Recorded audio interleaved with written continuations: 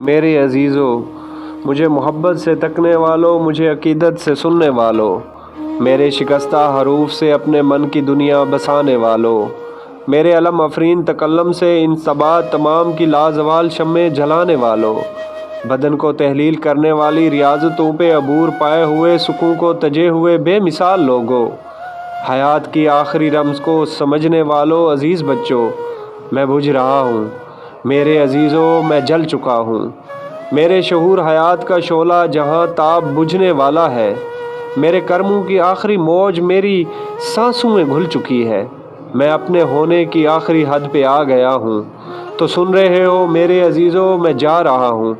میں اپنے ہونے کا داغ آخر کو دھو چلا ہوں، کہ جتنا رونا تھا میں رو چلا ہوں،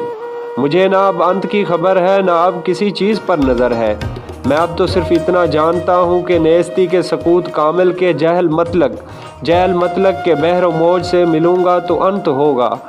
اس التباس حیات کا جو تمام دکھ ہے، میرے عزیزو، تمام دکھ ہے، میں دکھ اٹھا کر، میرے عزیزو، میں دکھ اٹھا کر حیات کی رمز آخری کو سمجھ گیا ہوں کہ تمام دکھ ہے، وجود دکھ ہے، وجود کی یہ نمود دکھ ہے، حیات دکھ ہے، ممات دکھ ہے، یہ ساری موہوم و بے نشان کائنات دکھ ہے، میرے عزیزو، تمام دکھ ہے۔ شعور کیا ہے؟